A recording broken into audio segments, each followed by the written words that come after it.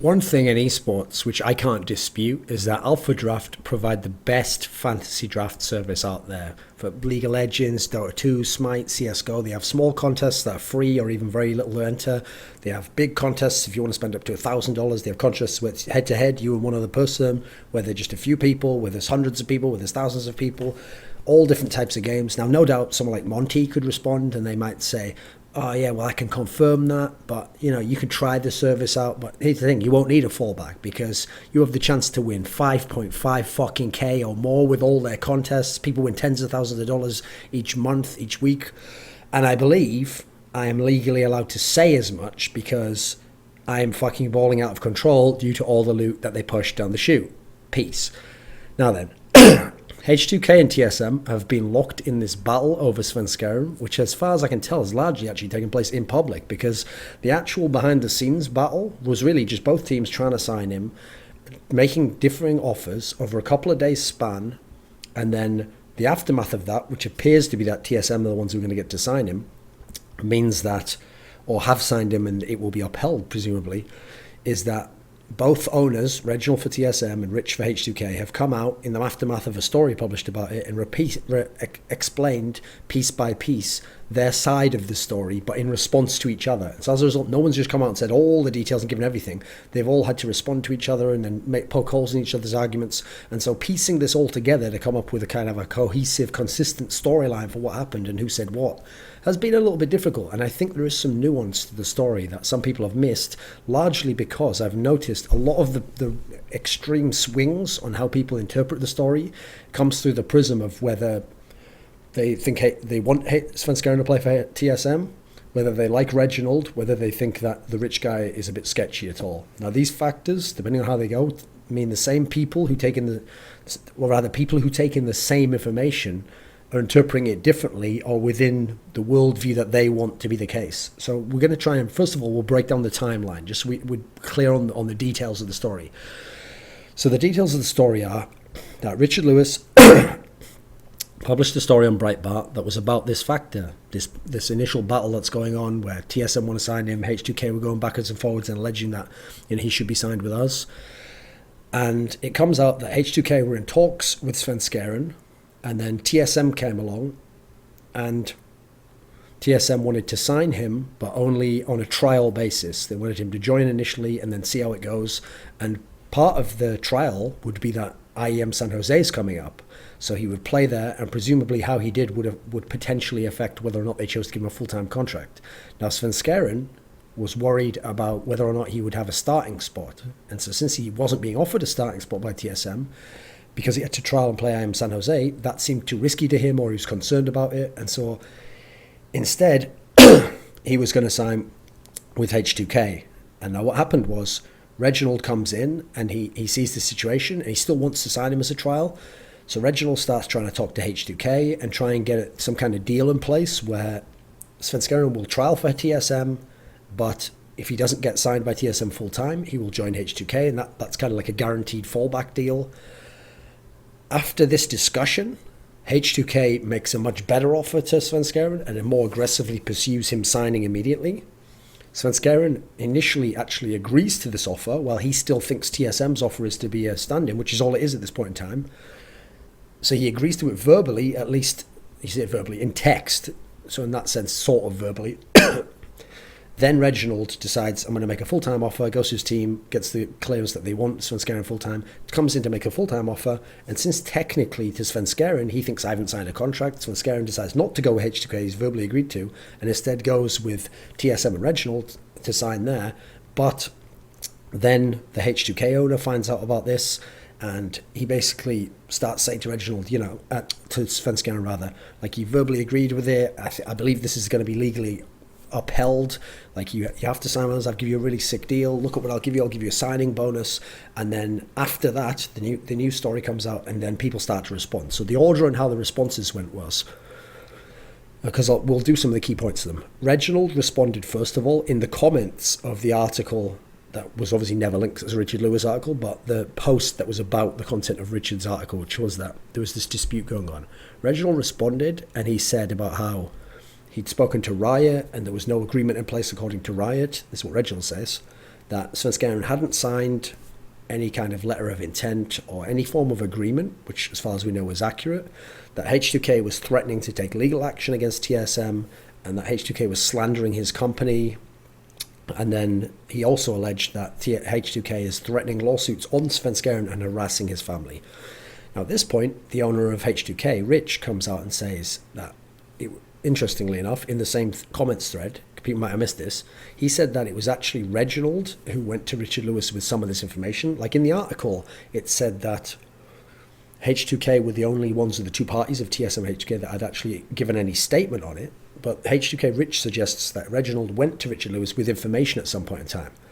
Now, what's interesting here is immediately you see people who don't understand the nuance of what this means or what the implication is, because there was people posting comments, massively upvoted ones, by the way, saying stuff like, well, how could that be the case? You know, if TSM declined to give an official comment on it, then how could Reggie have gone to Richard and given him information or talked to him about it? Now, this is incredibly naive. This happens all the time in esports. If you watch Game of Thrones, that's how esports is, except with way less sex and usually the plans aren't as cool. What happens is owners go all the time, and players as well, go to the press, feed the press information that they want out there, which they publicly sometimes even then deny or say they never said, or say, oh, I don't know where that source has come from, when they are themselves the source, because it achieves, like in Game of Thrones, a political end. So what you say publicly, you maybe can't admit to a certain plan you have or a certain kind of pressure you're trying to put on someone, but privately, you will do that. You will push this agenda so that the public battle, hopefully for your case, is pressuring a certain outcome resolution that you'd like. So I'll give you an example. There was a CSGO team where they were about to sign a player, and news started to break out through Richard Lewis that this team, the reason there'd been an impasse on signing the new player is that the new player was asking for way too much money, and a lot more money than his teammates. Now, the player came out and denied this. People from the org denied some of this. But here's the interesting thing. The sources were from within the org itself, because think about what their agenda is. They won't publicly say, yes, we're the ones who gave this information out that, oh, these people are this guy's trying to ask for more. But what's their goal that they're going to get? Think about this logically. By putting it out there publicly, they're putting more pressure on this player that now his teammates know he's making way more. The community knows he's making more. The community starts to say, oh, how greedy he is, how selfish. Therefore, the pressure's on him to sign and maybe sign for less or to get the deal done quickly and get it over with so there's no issue. But publicly, they're not going to admit as much because they've achieved their ends. There's nothing to gain by publicly saying you're doing it. If you're going to do that, in that case, why ever go to the journalist in the first place? Make your own statement. But obviously that would first of all queer the deal, and it would potentially fuck up their own reputation. So to think people don't do these things behind the scenes is incredibly naive. And in this particular case, I don't know the specifics of it. As in, I haven't spoken to Richard. He's not going to break his sources to me. It's not how journalism works. But I know in the past, Reginald has worked with Richard on things, on different stories, and that Reginald and other organisations and other team owners and other players involved in certain stories have come to Richard with stories and with news. But again, I'm not at liberty to say which those are, and it's irrelevant to this case anyway. I just thought I'd break that down. Because as we go on, that kind of naive view that anything you see in public either like precludes what might have happened in private or supersedes it is very naive. What you see, here's the key thing to understand. I always say this, in esports especially, whatever you see in public, it doesn't matter if it appears in public to be between two people and no one else. Let's say on Twitter, someone is having an argument, a pro is having an argument with another pro. The very fact that they are having it in public means that to some degree, at least one of them, usually both, want whatever is said to be seen by other people, not necessarily each other. What I mean by that is, most of these pros have each other on Skype. People who beef with me on Twitter have me on Skype. If they really wanted to just say something to me, they could say it to me privately and there would never be any kind of public issue. So the second they tweet at me, that means not only are they sending me a message, they're sending you, the person viewing it, a message and wanting it to come off in a very specific way and affect how you perceive me or them or our relationship in some specific sense. So always be aware, any public statements like this are public inherently, as in they want the public to take the information a certain way, and that's why they're doing it in the public forum. So they've got an agenda to what they're doing there. It's not as simple as just responding to things. So then we had this scenario where H2k Rich responded to Reginald's original Reddit post, but he did it in a twit longer. And he basically says along the lines of, he didn't threaten Svenskeren with a lawsuit. He said that they would take it further, and they have. which is kind of like, I mean, the wording on this is really like he's just fucking with semantics. Like he's saying he didn't threaten them with a lawsuit and that he's not kind of like harassing them in a legal sense. And yet he repeatedly says like, but we are going to pursue it further and we are going to take it, well, in what possible sense? In a legal sense? Oh, where would that end up? Probably in court, right? I mean, it's pretty obvious that, okay, on a very basic level, yes, you're not technically saying you're going to take him to court and all that sort of shit, but you're clearly exerting the pressure by the implication that you're going to do that. I mean, you have to be either very disingenuous or just probably a liar to imply that that's not the case. I mean, that certainly seems to be what's happening here. He then says that they approached Riot and that they would screenshot all this shit. And let me see. And that the main issue here, here's a key point to make, was that they were pursuing TSM's actions and not Svenskeren. So they weren't necessarily threatening Svenskeren directly with it as much as they wanted to block TSM or maybe even punish TSM because TSM's won out. He then says that he took legal advice on the matter and that he was informed that what Svenskeren had said to him was legally binding. And then he mentions that Reginald had stooped low to cherry pick things out of a conversation. Now, I have to say, first and foremost, before we get to the rest of it, both sides repeatedly cherry picked information, as in, we could have solved all this from day one if we'd had just a full log and it said, oh, here's the parts that are relevant. But by purposely skipping parts out, what they both did, here's the key thing about what they both did. They would both provide a piece of a log that seemed to back up what they'd said. They would then take another part of what was a log, not include that, but give you their own summary of what it was. Oh, and then he threatened X, Y, and Z, and not include that part of the log. Then they'd go to the next part, which was a part that they had a log that backed them up. They go, and then I said this, and then they put that log in. Then they go, but then what he did was X, Y, and Z. When actually, if you put together all of their logs, you get a really complete story on what's going on here. It immediately dispels the parts that they've both chosen to omit so that they can tell you the story rather than you actually see what was said, which is interesting because I think both sides fucked around with that quite a lot because it's a PR battle. It's about the public's perception of it, not about what each other thinks or responding to each other. In reality, they're not responding to each other, they're responding to the public perception of what happened to each other. He then says that the reason Svenskeren's mother was involved, because before that Reginald had mentioned something, actually maybe I haven't got to that part yet. Basically, Svenskeren's mother was involved because Svenskeren himself had actually requested that like emails be sent to his mother and that this stuff be sent to his mother, presumably so she could vet it for him and look over it and then give him advice on this sort of particular thing. And then Reginald alleged that, there'd been harassment of the family in this sense. But Rich says that actually all he'd ever done was send polite emails, and then later on in the story he calls them up when Svenskeren stops responding. Now then, Reginald's response, in fact, I might have got some of this out of order, but you'll see how the storyline goes together. So on the H2k issue, both of them essentially allege that the lawyers have told them they're both in the right. I mean, it's hardly a fucking surprise, is it? Lawyers, believe it or not, this isn't like a no-win, no-fee type public infomercial where if you lose the case, the lawyer doesn't get paid anything. Both lawyers would get paid in this scenario. Both lawyers, oh yeah, I think I could find grounds to argue this. Both going to love to go to court, make a whole fucking bunch of money each, and that's exactly what they'd want, wouldn't they? They're getting paid no matter what, boys. So, okay, let's see.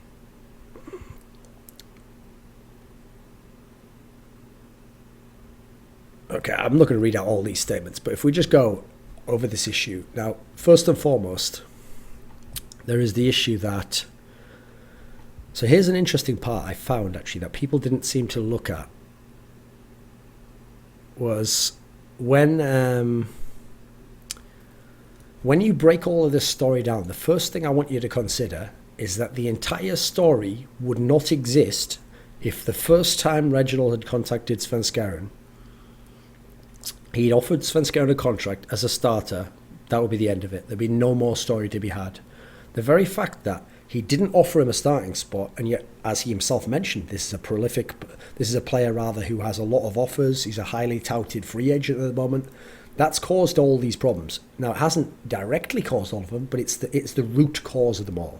Because not only does he not offer a full-time spot, but then he hears another team's interested. So rather than click in his head, so there's a chance now, since the other team will make a proper offer to him, I can lose him. He then tries to think, right, well, I can get him to be a trial still, but then also get them to agree to some sort of offer where they're a fallback. And his reasoning is, well, if I pay them money, they'll do that. But, I mean, that seems a little bit naive in itself, that they're going to give up a high-profile guy when, as we see, they have money to burn themselves just for a bit of money themselves. Whereas instead, it sounds like on H2k's side, maybe they considered it, but then they actually thought, right, actually, no, while we've got this window that Reginald's now given us, Reginald gave them the window to do this, we'll now aggressively pursue this. And by the way, aggressively in that sense isn't some negative adjective. I mean, we will, while Reginald's fucking around with the trial offers and will I do a full time, we'll go in there and we'll say, right, we want you and we want to offer you this much and here's a good offer and would you like to sign? No, we'd like an answer, please, which is entirely reasonable within the realm of business. So there's the first thing, is that Reginald is not blameless in how this all went down in that particular sense. Now, what's interesting is, later on, he tells this story about how he called up Richard, the CEO of H2k, and offered to pay him to guarantee Svenskeren the H2k spot if the tryout for TSM didn't go well. And he says, the call ended with us deciding to spend a day to consider the situation and to come up with terms we could agree on to allow Svenskeren to try out for H2k while keeping his guaranteed spot on H2, or try out for TSM while keeping his guaranteed spot on H2k. And then he says, like, to clarify, I offered to pay him to allow him to have a guaranteed spot on H2k if he didn't get onto TSM after the trial. Now, Reginald, here's another part, okay. So I feel like people are overlooking the part where Reginald made a call, no direct resolution was made in terms of H2k deciding. They were given a window in which we will agree, we'll think about it for a day and we'll talk it over and we'll come back and talk again. Right.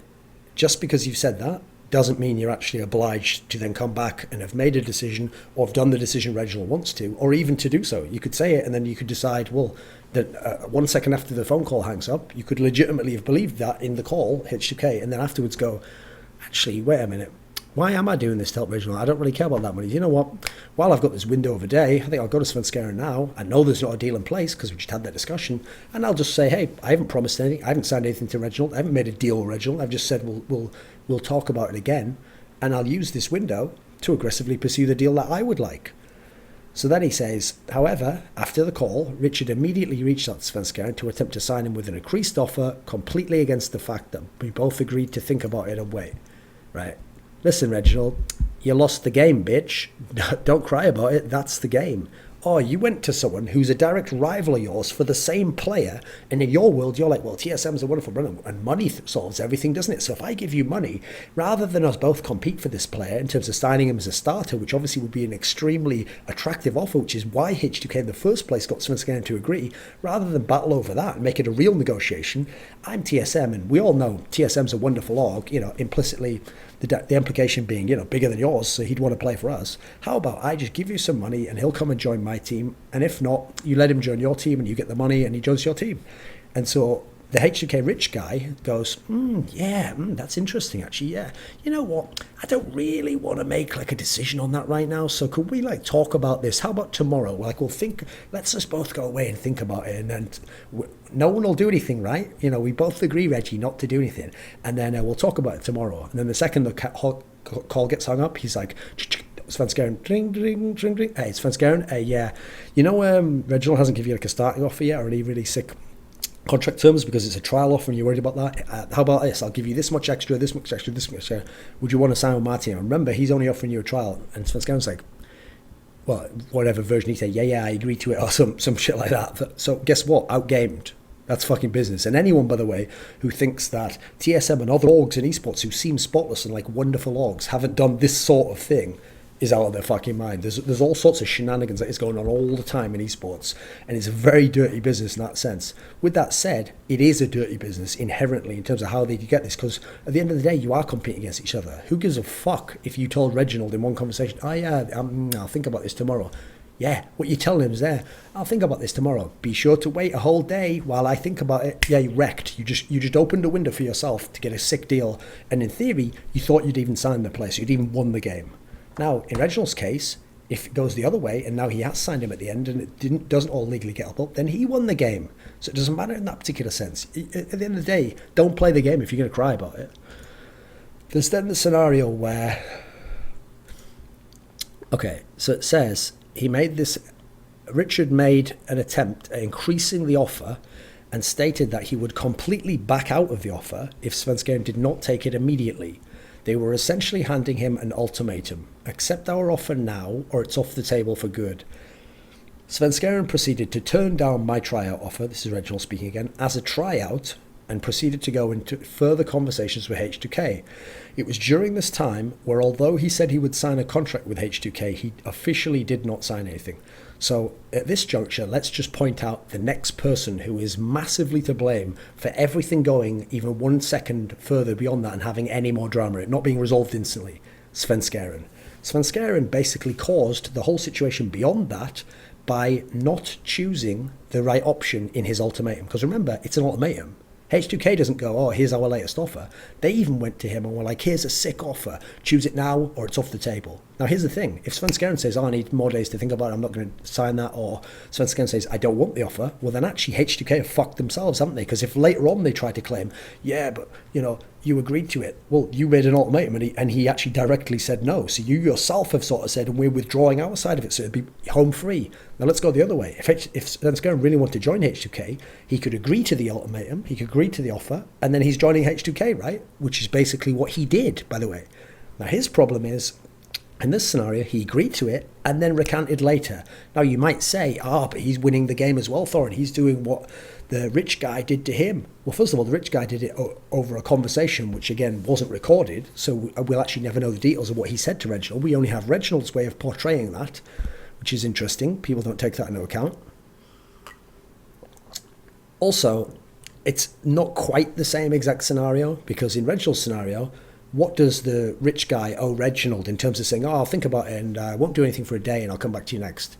In this scenario, actually, Svenskeren does in some sense owe Rich something, in as much as he's given the ultimatum and he can just say, I'm going to wait for it for a day, which essentially, by the way, is to turn down the ultimatum. Now, the reason Svenskeren presumably doesn't do that is, remember, the whole thing is predicated to some degree on Svenskeren's fear that he's going to lose out on everything. So if he turns down the H2k deal, he feels like that's taken away, and now he's only got the TSM tryout. Remember, that's the thing to keep in mind. It's presented already by Reginald and others as if at this point in the scenario, Svenskeren doesn't really want to join H2k, or there's some sort of doubt, or he really wants to join TSM. Well, then why the fuck is he agreeing to these ultimatums? Why is he afraid to even make H2k go away, realise, we shouldn't have offered it, well, let's make a better offer. That ultimatum was a dumb idea, we still want him. This is what's really kind of showing Svenskeren's lack of understanding of the situation himself, and then how this has all been skewed by both sides. He then says, let's see. So, okay, there's then a bit at the end where it says that, Svenskeren did not feel comfortable signing with someone who used those kinds of tactics to sign a player, blah, blah, blah. Okay, so first and foremost, let me see. There was the issue of H2k contacting Svenskeren's mother, and this was presented as harassment, because the problem is, if you don't know anything about it and you just hear that a team's trying to sign a player, and so suddenly they're calling his mother up, sending his mother emails, telling her like the situation, and he's not signing for us and we're going to do legal action, that sounds like harassment. I can understand that if you don't know the circumstances. But if you consider that Svenskeren himself on multiple occasions requested that emails be sent to his mother, when the rich guy would say something to Svenskeren, he'd sort of make it like, send it by my mom, or rich guy would say, mom hasn't checked the email yet, okay, I'll tell her to.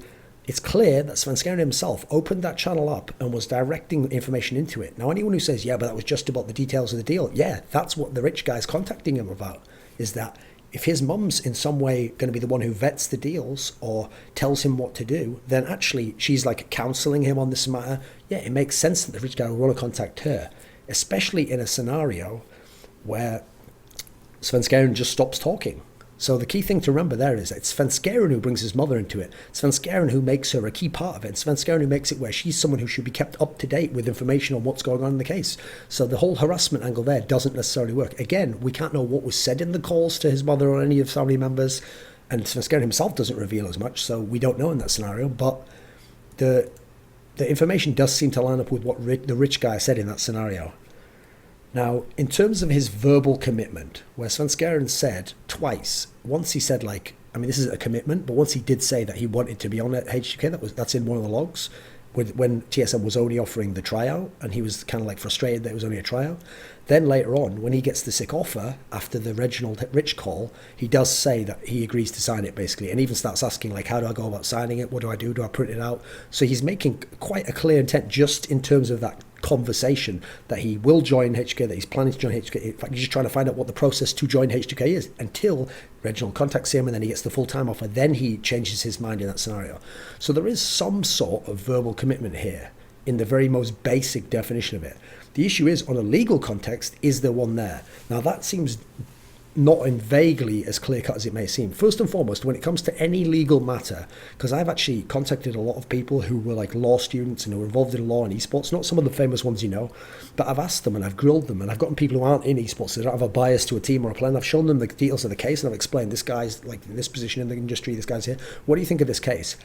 What's funny is nearly every one of them, the first thing they do is unravel it and explain, actually, you know, this person thinks this and the other one thinks that, but neither are as clear-cut as they think. What they nearly always explain to me is that the reason why you need legal precedents to argue a lot of these cases is that when there aren't any, things are never as clear-cut often as some of these contracts seem or some of these offers seem. And in terms of how you interpret what someone's intent was or what someone meant by that or what someone means by compensation here or whether or not they can legally hold you to something here if it doesn't have the right compensation attached to it, they start breaking it down like that. And what you could very quickly realise is that's why, if you really do take the things to court, so many of these things can be battled over, and for years, and with people on both sides, both lawyers saying, yeah, this is a totally good case, is because it's not clear-cut. Depending on how good the lawyer is or depending on how compelling he can make the argument seem, you really could win the case. It's not as simple as, right, well, this is the law, that breaks it, therefore if we go to court, I will win. Definitely not the case, especially not on an incident like this.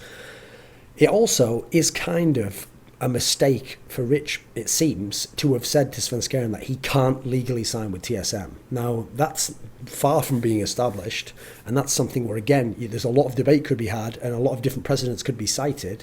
Now, you'll notice at that point, people brought up that in the log, the Rich guy had changed that to something like, you can't legally sign with them, to we believe you legally can't sign with them. And people made out as, oh, this is shady, look, he's edited the logs. Well, no, remember, he hasn't photoshopped the logs, he just edited his log. Well, there's a limit to how long before you can't edit that line anymore. So that means presumably he edited it almost immediately when he realised, actually, wait a minute, if someone sees this log later, what I've said there might not be entirely accurate, or I might be putting myself in a position where that could fuck me over in court. So he's changed it a little bit. That's actually quite reasonable to do so. It's not like he's done it 3 days later, like people were almost implying with this, because again, for some reason, people, when they get so hot on the case of wanting to dislike someone, they don't even think of the facts of reality. Like, you can't edit these Skype logs days later unless you Photoshop the shit. Which, by the way, that's another thing that would be great, is if any of these logs ever go to court, imagine how incredibly easy some of these Photoshops would be to do. So I'd love to see if someone ever did Photoshop. But anyway, let's be real. The likelihood of this sort of case ever going to court is very low, actually. Now, that might sound ridiculous, because now we're in the world, right, where $50,000 signing bonuses, we're hearing about OZI maybe going to go to a team for millions of dollars, crazy buyout figures, crazy salaries, crazy sponsorship. Here's the reason why this is very unlikely to go to court. Let's say H2k couldn't get Svenskeren signed to them, or the deal with TSM broken through Riot. So Riot's going to uphold it. So essentially, he's going to go to TSM, he's going to play for TSM, H2k is going to get a jungler themselves, play the next split. You know how long it takes to get things into court and then to actually go through the process in court? It would probably take a year and a couple of years. It'd take quite a long time. Now, in League of Legends, that may as well be 10 years. Like, why is H2k 1 year from now, 2 entire splits, or maybe 2 years from now, 3 or 4 splits, and another 1 or 2 worlds and medal? Why at that point are they still going to want to pursue this, the rest of it? Because at the end, what's the resolution going to be? Maybe they can sue for damages on lost income of what they thought would have happened, or they can say we were going to get this other jungler, but Svenskeren fucked us over and we turned down offer to them. That, yeah, maybe they could go that route, but they'd be gambling with a lot of expenses themselves over all these years, and ultimately they won't be able to stop him playing for TSM, and they won't be able to stop him having a career later. And at that point, they probably won't care themselves, because they'll have had their own jungler and they've had their own shit going on. So that's why most of these cases are stuff like people saying, "Oh, I'm going to sue you," but just to put pressure on you to make you think, "Oh, I've got to be worried about that." When in reality, almost none of these cases are going to court. That's the real first thing. So don't get caught up in the TV drama of thinking that's going to be like that. In fact, another thing that annoys me whenever legal matters come up is this opinion, which as far as I can tell is only from people who are very young, below the age of adults, or have never been involved in a court case, which goes like this: well, if you're right or you're innocent or, you know, you're beyond reproach, don't worry about it, let's go to court. And that'd almost be a good thing because then you'd be proven right and all the rest of it. No, that's what only children or people who have no experience of court know that. Ideally, you don't want to go to court. That's why sometimes, even when you are in a situation where you have a good chance of winning the case, or it's not necessarily the case that you'd definitely be found guilty or that you'd be fucked over, sometimes just to cut out the massive process of having to get all those fees and to go to court for so long and have all these years drag out, sometimes if you have a lot of money and it's a small amount that you have to pay to settle, sometimes you just settle anyway. And what's funny is people always take that, naive people, as like an admission of guilt, or like, oh, you knew you were going to lose. No, sometimes you don't want to do this fucking legal process. So ideally, both parties don't want to go to court. That's the first thing to understand there. And people threatening even often don't want to. They just want to use the implication of going to court to make the person be a bit more worried and budge their way to some degree. If it did go to court, it'd not only be a waste of money, a waste of time, but the lawyers are going to have a field day racking it up and get as much money as they can out of it. So it's mainly a threat rather than an actual promise to say you're going to take someone to court. Then there's the nightmare of what jurisdiction would the court case take place in? Would it be in Germany? Would it be in the UK? Remember, Germany's where they're going to work, but I don't know if it looks that way because your employee is H2k from the UK. Then TSM's in America. The laws are drastically different in these different places, especially the precedents of what cases you can make from past examples of different law minutiae. So that would be a nightmare, and I don't think any of the lawyers involved in this can be certain on how that would go or which way it'd go themselves. So even their advice right now to their teams isn't necessarily some perfect analysis of like, this is going to happen X, Y, and Z. Let's be real. Where H2k fucked up in this whole deal is because I think it's fine. The first part is fine, okay. They make an offer to Svenskeren. TSM comes in and says, hey, won't you play for us? Then H2k finds out that TSM wants to sign him, but for this tryout thing, they aggressively pursue him. Here's where H2k fucked up, in my opinion. What H2k should have got done was when they said to Svenskeren, like, does he want to join? And he said the thing that was along the lines of like a verbal agreement that he would. They should have asked him as a follow-up question, okay, just to confirm, you are verbally agreeing in a binding manner that you were going to join the team, yeah? Yes. Then they should send him like a basic letter and say, just sign this quickly. It just says like, you intend to join our team. We're going to issue a contract and get it all worked out, but you are definitely going to join the team. Yes, get him to sign that. Then, even if after this point in time, he doesn't sign the contract and there's a dispute with TSM, you've got more on paper and you've got more evidence built up, and you kind of thought ahead on what can happen here, because they themselves had to know, if they were being smart, that if TSM are really pursuing this, there's a chance, especially if you've kind of tricked Reginald with your call by saying we're going to wait a day, but then you're going to tell Svenskeren going to sign, that Reginald himself might think, right, well, until the contract's signed, I can get in there. Or he might actually, just to spite Rich, have thought, all right, well, now I'll make it a full-time offer if you're going to fuck with me. I don't know why the rich guy didn't think ahead on that. That's a part that seems a bit silly. Maybe he just thought, I imagine this is the case, naively, that his offer was so sick and so baller that once he made it and Svenskeren heard it, that it wouldn't matter what TSM did. But whereas what the rich guy needed to understand the whole time is that the whole reason this problem exists is implied within why Svenskeren would even be thinking about the trial offer and why Reggie would want to make the offer to H2k. The implication should be TSM's a bigger org, it's a better org, and it's a better opportunity. So it doesn't matter if H2k offers more money or a better aspect of a deal in this sense. Rich has to understand in this scenario that ultimately, if Svenskeren can get a starting spot on TSM with better money, better org, whatever, he's going to do it. Therefore, in knowing so, you can't leave the door open that if that offer comes in, which is going to supersede yours in the mind of Svenskeren, that's the key place you're taking this battle at that point in time, you have to know that and kind of block that off. Not just think because you've made a super sick offer, now he's going to sign with you, no problem. Well, yeah, that's the way it works. Until he's signed it, someone else can come in with a better one, and now he's going to be tempted at least, especially because in his case, he doesn't seem to, Svenskeren doesn't seem to really understand the way this shit works. So, going beyond that, you get into this area when you're talking about H2k and Svenskeren, which is, okay, let's imagine for them, imagine they win. People think, well, why would you even want to win at this point, H2k? Yeah, to fuck with TSM because they've tried to take the player away from you and all this. But ultimately, let's say you do win. The general concept is the player doesn't want to play for you, right? Now, as a general concept, the idea that you could force a player to play for you or you could kind of lock them in when they had a better offer, It's true. At that point in time, the player probably isn't motivated to play for you, would be annoyed and resentful that he'd lost a better opportunity, and might even play badly or be rude to teammates or just be not motivated because he kind of be fucked over by the deal in his mind. Now, I get it. In that scenario, as a general rule, I like what they tend to do in the NBA, etc., which is if the player really makes it clear, like, I want to leave, I don't want to play here, I really don't like this anymore, please let me leave. In general, teams do try to facilitate a way out because they know if you don't want to play for them on some level, it's not going to work. Now, here's the problem for most people, okay, is that because they've taken the fact that he clearly wants to play for TSM, they've negated the fact that he has repeatedly said he wants to play for H2k and seemingly has wanted to because of the stability, and it has its own offers in terms of an EU offer. Secondly, because of the harassment angle that's been played up by TSM, people have taken it that because he's daring to contact his mother, that alone would make Svenskeren not want to play for the team. Now, let's be absolutely real here by following the facts. It's not the case that after TSM was involved, Svenskeren said he didn't want to play for them.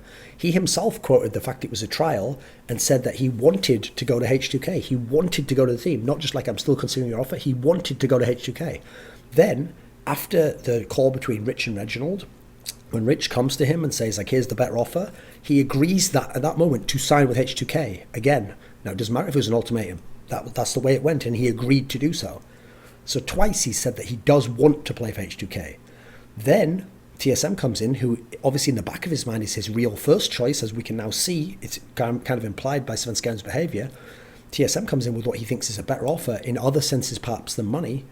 And now Svenskeren doesn't suddenly want to play for H2k, he wants to play for TSM instead. And now, because he doesn't want to play H2k, it's obvious by the way he's behaved, and he wants to play for TSM, he stops even responding to Rich's messages, or he responds very curtly, or he takes a long time, or he just ignores a lot of them.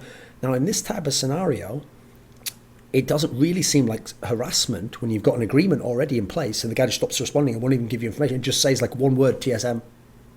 That doesn't seem like harassment when the guy himself opened an avenue for you to speak to his mother and family members over the issue and tell them the details of the case so they can inform him to then contact that route. That doesn't seem like harassment. And so, if anything, Svenskeren, to some degree, welcomed that sort of what he would call harassment, but in reality is actually not harassment. Forget harassment. It's quite rude to just ignore someone in that sense.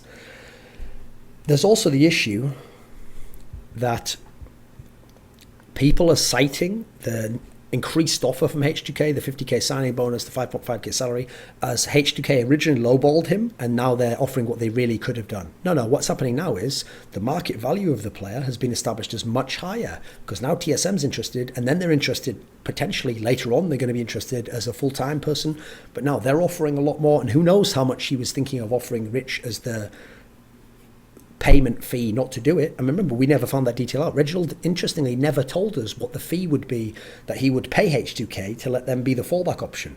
Maybe their fee was $30,000. And so then maybe H2k went back to their people and said, listen, we're going to lose Svenskeren out potentially, so let's make an increased offer ourselves. Let's make it $50,000 signing bonus, and let's make the salary this. In that scenario, the market value is worth more now. Why would they pay him all that money from the very beginning when there isn't a secondary offer in that scenario? Why would they compete against themselves in that scenario? It has to be established what the market value of the player is. And if there was this sick market value, why is Svenskeren so worried about where he's going to go that he can't commit to TSM trial or commit to H2k and not then dodge out of it at the last second? Something suspicious is going on with this whole scenario here. Realistically, Svenskeren played a massive role, in fact, the biggest role in creating all of this situation, perpetuating it, and allowing so much like bad feelings, hurt, and disagreement to happen between both owners because of how he dealt with every situation. He tried to switch horses multiple times in the race, more than once. In doing so, fucked over both people to thinking, I'm coming with you, no, I'm coming with you, I want to go with you, but I want to go here. He was very unprofessional in how he dealt with it. Because after he's agreed to sign with this person and said in the past that he wants to be on that team, he then stops responding essentially and forces that guy, if he wants to even communicate any further, to go through his parents. Why can't Svenskeren just say, look, I know I've said yesterday I would agree, but I didn't mean that actually. I've changed my mind now. I'm not going to sign with you. I'm sorry, I'm going to sign with TSM. Please don't contact me. Please don't contact my family, or I'll take that as harassment. Like, I'd rather, if you pursue this any further, you do it purely through legal means. I don't want to speak to you anymore. That paragraph alone would have been way more professional, would have solved half of this whole problem. Then the rich guy can go ham as he wants. At that point, it doesn't matter. He said it. Svenskeren doesn't say all that shit. We don't have any logs from Reginald or Rich of Svenskeren saying any of this stuff. He just stops responding, and he's just letting whole lines go by, and he's not saying anything in that scenario. Now, yeah, you can think, well, H2k should take a hint from that. Except, no. They haven't even got all the details themselves at this point in time, because now the guy isn't talking to them. The primary person, the subject of this particular case, is not speaking to them anymore. Purely a day or so after he's been speaking to him, like, yeah, I'll sign and all the rest of it, just because this other person's coming giving an offer, he's now just fucking that guy. Now, who knows if Reginald, or you can't know this, told him, well, don't say anything to them because there might be a legal dispute or whatever, just don't say anything to them whatsoever. Whatever the scenario is, Svenskeren hasn't dealt with it as a professional himself. It also makes you wonder what he told his parents, because you'd think his parents would tell him something very simple, like just make a polite comment there, or since Rich has been dealing with them before, why isn't Svenskeren's parents, if they're the ones in any way emailing backwards and forwards, because it was implied that his mum had to read the emails in the earlier conversation between Rich and Svenskeren, why isn't Svenskeren's mum said something like, look, my son's decided to go with TSM, I understand he was close to signing with you guys, why is none of this happening? There's a lot of unprofessionalism and a lot of questions to be asked about the Svenskeren issue in this particular matter. I also just think it's a little bit bitch made to just not be able to outright respond. If I turn someone down for a job, I don't just not stop responding. I just say, listen, I've chosen not to go that way. Here's the way it is in this scenario. Whatever the situation might have been before, this situation now, I'm making extremely clear what the situation is, and this is how we're going to move on. As a final point, I just want to make the case that a lot of this comes from the ambience, the environment created by Riot's anti-poaching rules, where because they make it during the split, where you can't even contact a player or even ask him certain information, you have to contact his team to then contact the player before his contract comes out. You get this scenario where that's a good thing to protect owners' rights, their investments, their rights, etc. It helps them because until the player's out of contract, they can kind of block anything they don't want to get near that player, or they can discuss where he might want to go later, which by the way leads to its own dodgy things where you could try and get him a path over to this other team you don't consider a rival, rather than a super rival of yours who might crush you with that player, might come in and you might go, I don't think I'll tell my player about that offer. So it helps the owners, but I think it fucks the players. And the way it fucks the players is the off-season is so short, and we have tournaments in the off-season coming up shortly after Worlds ends and after people's contracts end, that these players are left like Svenskeren. I can understand in this sense his perspective, feeling like, right, well, I want to get off the team I'm on now, but I don't know if I want to go here because if I trial and I fail, maybe I'll have to go to some shit team like Copenhagen Wolves after that. Or if I get onto this other team now, which seems like a really good offer, how do I know in a week someone else isn't coming with a better offer? And the reason why they have this uncertainty is because they haven't been able to be contacted prior to that time. If a month before someone was saying, look, after you finish the season with this team, like, would you even think of joining a team like ours? It's something we can start to plan for and present an offer for you. So there's none of that can happen. So that's a big issue because these players get into this thing where they're young guys, they don't know the business, they don't understand the economics of their own market value, they don't understand where they're going to be in 2 months from now, and they don't understand the legal implications that they're going to make these mistakes or make hasty deals or get fucked over on issues.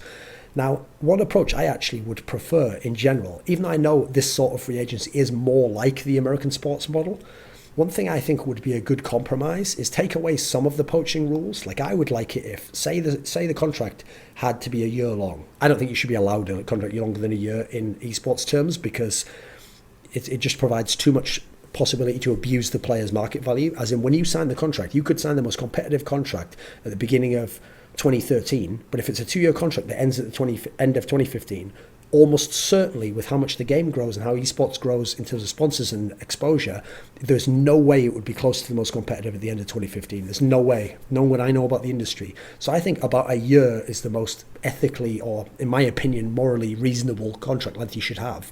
After, it should go like this: you sign, and then in my opinion, the last month of the contract should become like an open period, where for the last month of it, in theory, people can contact your player without your permission, or they can contact your player, maybe put in a secondary clause, like they contact your player, but they have to also tell you, like, I'm talking to your player, So they can contact the player and totally free to talk to him, but they have to also give you a heads up, by the way, I'm talking to your player about potentially joining my team, or whatever the case might be.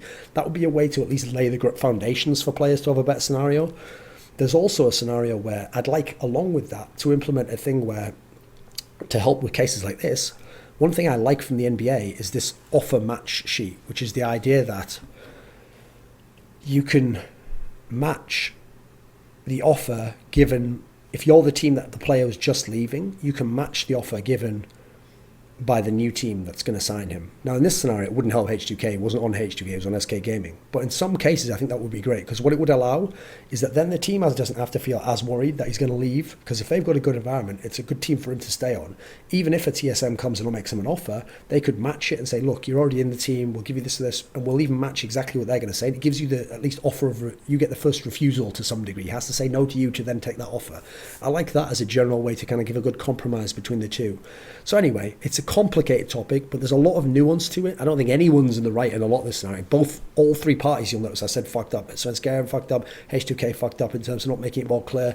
Reginald was disingenuous in the way he presented the harassment and stuff like that, when he doesn't actually have any clear evidence of that. You'll notice he didn't present any statement aside from very simple and quite childishly phrased comments from Svenskeren, which themselves don't detail what the harassment is. I mean, as far as we can tell, Svenskeren thinks just contacting his mother when he, in his own mind, without telling you not to, has decided you can't do that anymore, it counts as harassment. So the whole thing's a clusterfuck. Obviously, it was interesting to see it break down, to kind of understand some of the complexities of how these deals go down in the industry. And ultimately, I'm not going to make this video even about what Svenskeren would be like on H2k or on TSM, but I thought it was interesting to make it about the topic itself. Thanks to Draft.